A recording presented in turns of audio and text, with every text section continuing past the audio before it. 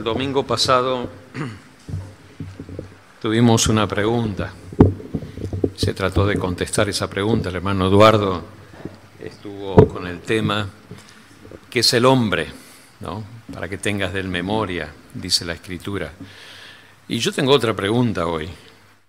Si esa es difícil de contestar, esta es más difícil de contestar. No sé quién puede contestar esta pregunta. ¿Quién es Dios? ¿Quién es Dios? Qué pregunta enorme, grande que tenemos en la Escritura, ¿eh? Acompáñeme con su Biblia y vamos a abrir nuestras Biblias en el libro de Primera de Pedro. Gracias, Alex.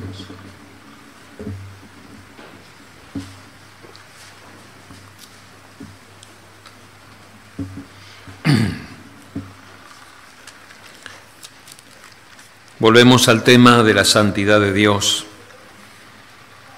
Es el tercer tema que hablamos sobre lo mismo, de distintos aspectos, y hoy vamos a hablar de otros aspectos de la santidad de Dios, por cierto, muy interesantes.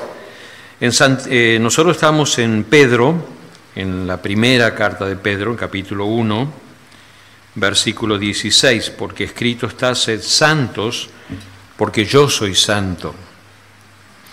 Hoy vamos a tocar un poquito de esto de ser santos, pero vamos a enfocarnos más en la fundamentación de este texto que tenemos en las Escrituras.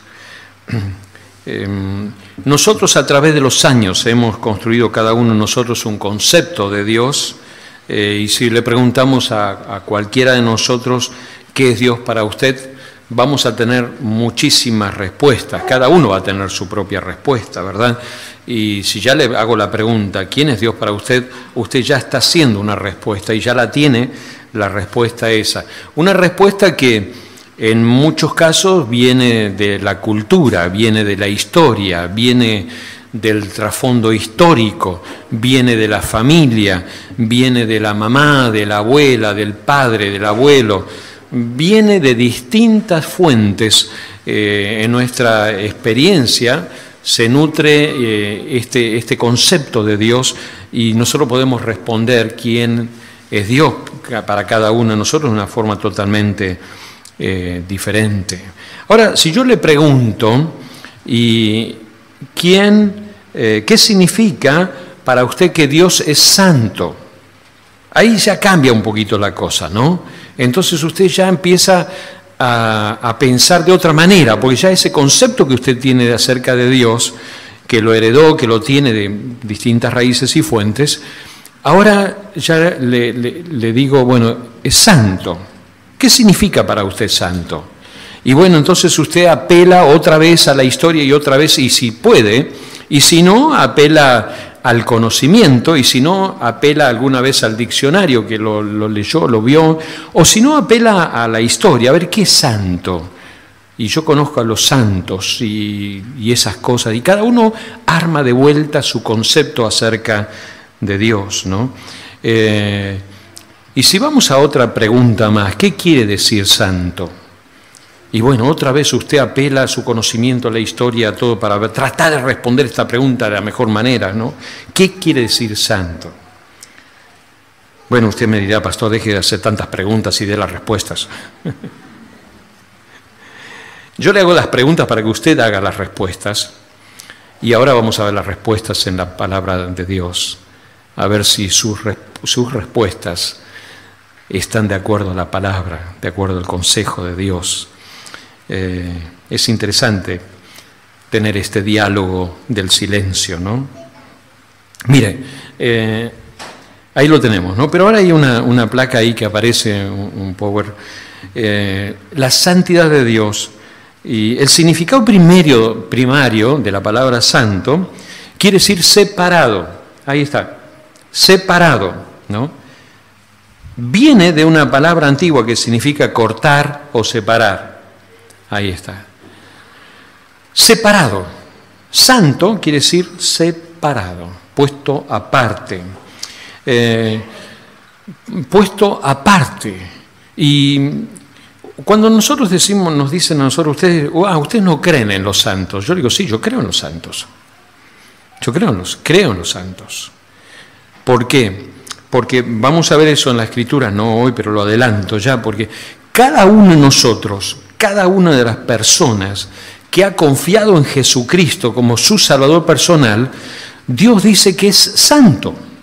¿Por qué? Porque Dios nos ha puesto aparte. Entonces, un santo somos nosotros, las personas que hemos creído y aceptado a Jesucristo como nuestro Señor y Salvador. En las Escrituras encontramos eso. Pablo le escribe a la iglesia de Corinto, una iglesia desordenada, que era un caos, llena de pecado y tantas cosas que no tenía que haber en la iglesia. Sin embargo, él le dice a los santificados en Cristo Jesús. Así se dirige a los hermanos de Corinto, ¿no? ¿Cómo una persona puede llegar a ser santa? ¿Cómo en el Antiguo Testamento encontramos que hay muchas cosas que son santas? Por ejemplo, yo menciono algunas: la Tierra Santa, el Sábado Santo, el Templo Santo, la vestimenta santa, el incienso santo, el pan santo, el pacto santo, la nación santa, la ciudad santa, Jerusalén, la palabra santa y mucho más. Podemos seguir muchísimas cosas más que en el Antiguo Testamento son consideradas santas. El concepto es el mismo, puesto aparte. Leía cuando Salomón dedica el templo. Recuerden que la adoración a Dios se daba a través del tabernáculo que había sido construido por Moisés en el desierto.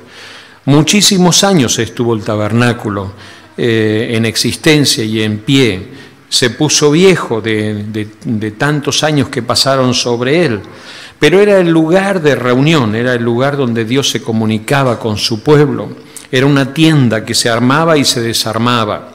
Pero fue Salomón que construye el templo, el primer templo que surge en el corazón de David su padre, y él dice: yo voy a hacer un templo a Dios.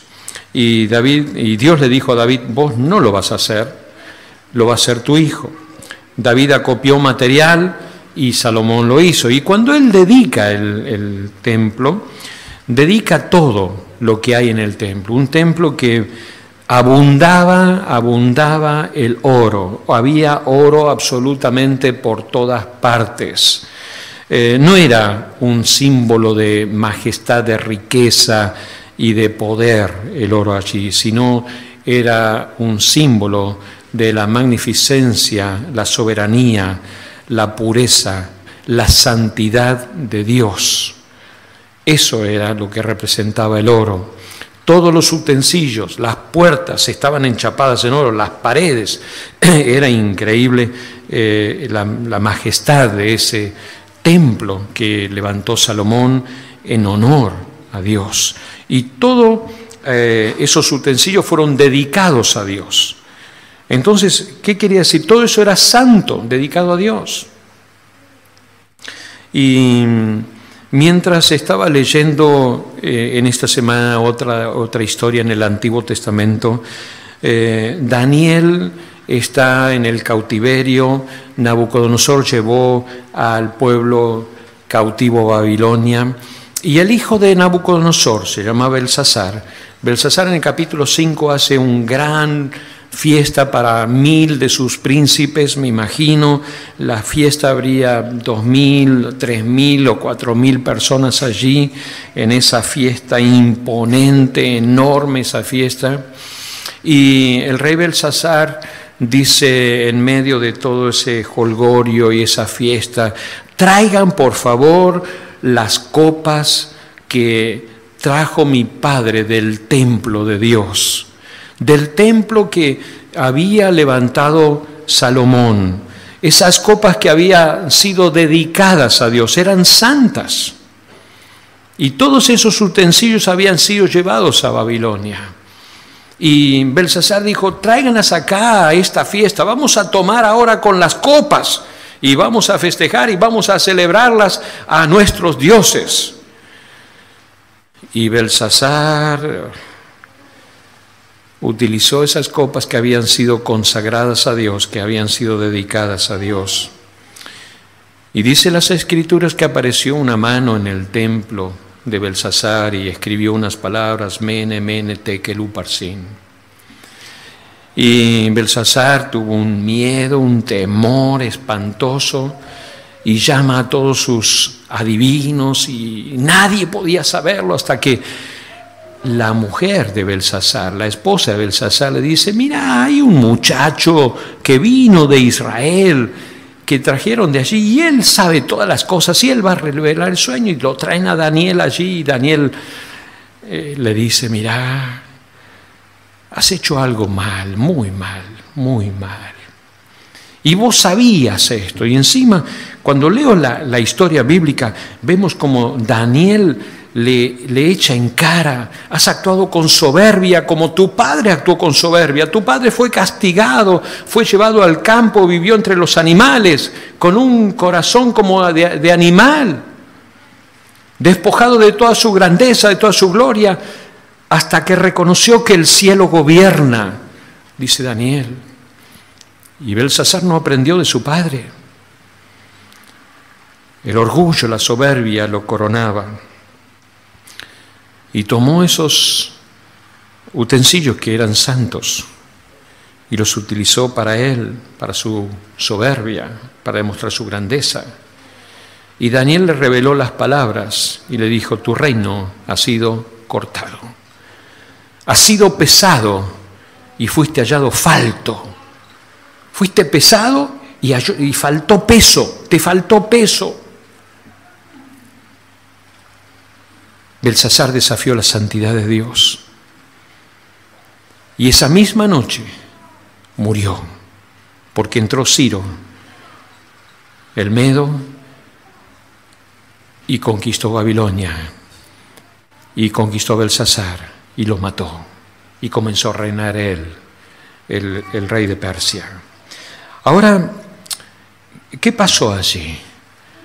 Estas cosas que habían sido santas, dedicadas a Dios, habían sido tomadas de una manera ilegítima, de una manera impropia, y Dios actuó conforme a su santidad.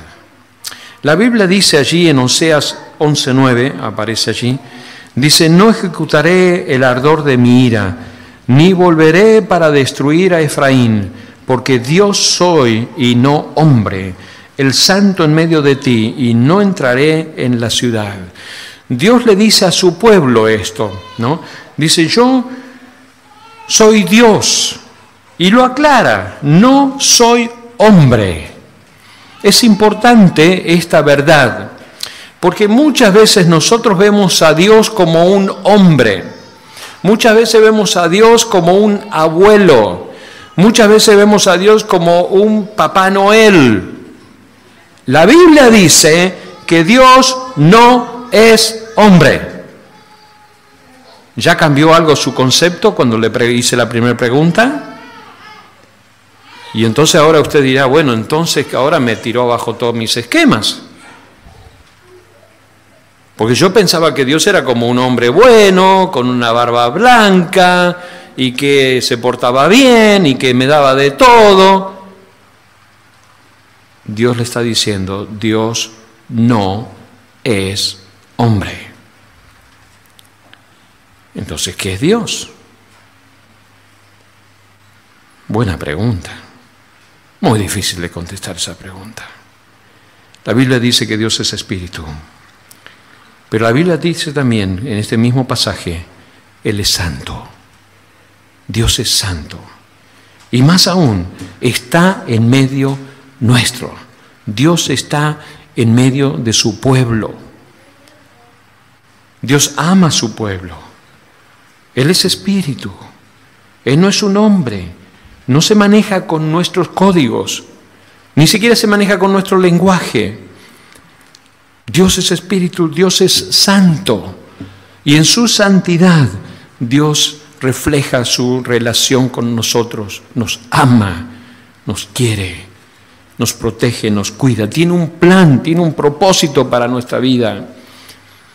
Dios es diferente Alguien ha definido, Sproul, el hermano Sproul ha definido a la santidad de Dios como diciendo, no solamente la santidad habla de separado, de ese término griego, hebreo, perdón, que es kadosh, o el término griego también que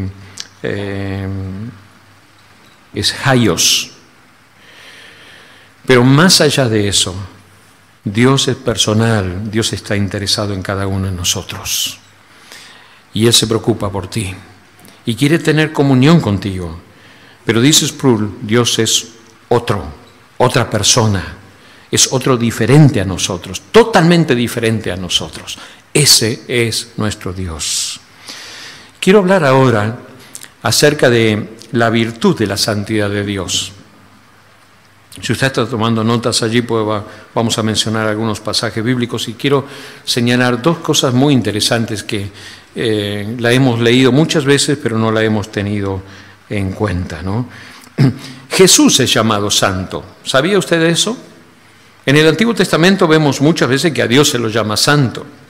Desde el libro de Levíticos, cuando el pueblo está en el desierto, Dios ya le dice a Moisés, quita tus sandalias de tus pies porque el lugar donde estás es tierra santa, es santo, es diferente, es otro. Ahora Jesús es santo.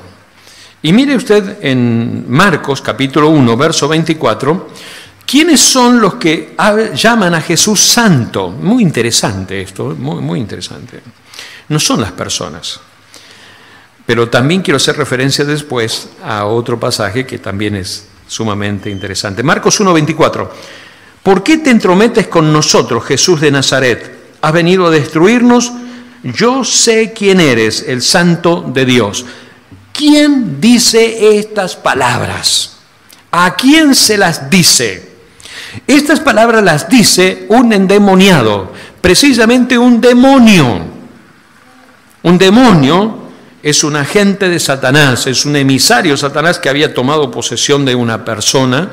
Por varias razones el demonio puede tomar posesión de la persona, pero cuando Jesús se presenta y exhorta allí en la sinagoga y le dice, esta persona está endemoniada, y lo exhorta y lo reta y le manda afuera automáticamente, y el demonio pero sale volando de la vida de Jesús, de la vida de este hombre, ¿no? Y el demonio dice, yo sé quién eres, yo sé quién eres. Claro que sabía quién era. Y dice, el Santo de Dios. Jesús, tú eres el Santo. ¿Quién lo dice? El demonio. Lucas 1:35. Antes que el demonio, ya alguien lo había dicho con toda autoridad. El ángel le contestó a María, el Espíritu Santo vendrá sobre ti y el poder del Altísimo te cubrirá con su sombra. Por lo tanto, el bebé que nacerá será santo y será llamado Hijo de Dios. ¿Quién dice ahora? El ángel de Dios dice, nacerá, será santo, será separado, será otra persona, otro, diferente. Ese es Jesús, anunciado por el ángel de Dios. Ahora los discípulos, en Juan capítulo 6, 69, dice, nosotros creemos y sabemos que tú eres el Santo de Dios. Los discípulos dicen eso. Nosotros creemos, tú eres el Santo de Dios. Ahora quiero que me acompañe a un pasaje de las Escrituras en Lucas capítulo 5. Aparece allí también.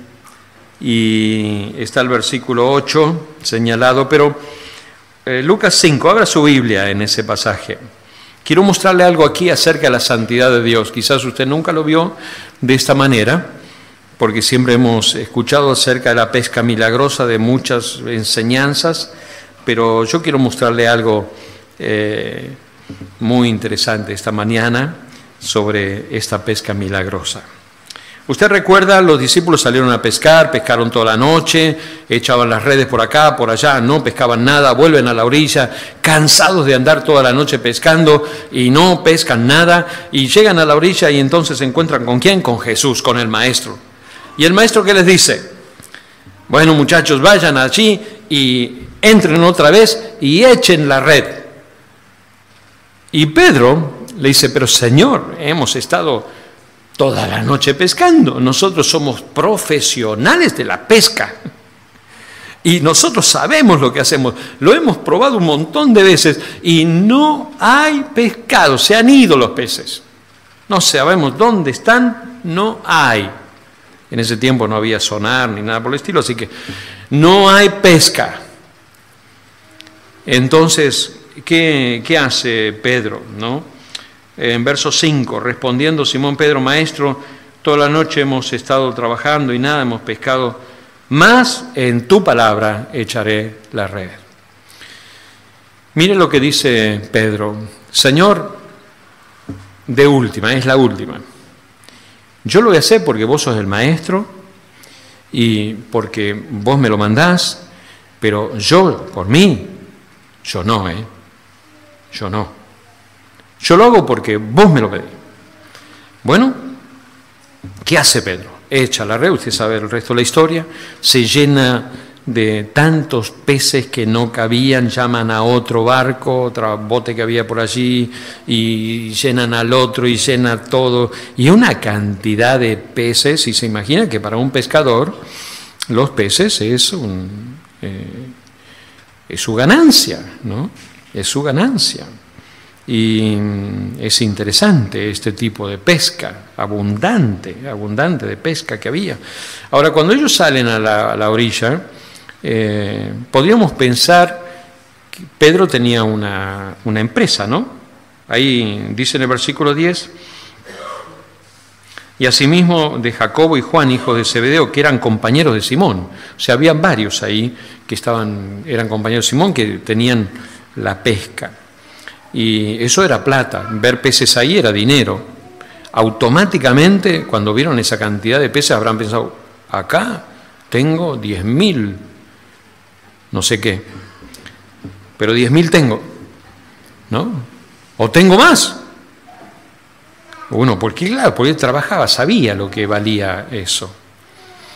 Pero me llama la atención las palabras que dice Pedro, que están ahí en la pantalla. Mire lo que dice. Cuando Simón Pedro se dio cuenta de lo que había sucedido, cayó de rodillas delante del Señor de Jesús y le dijo, Señor, por favor, aléjate de mí, soy demasiado pecador para estar cerca de ti. ¿Usted pensó alguna vez qué quiso decir Pedro con esto?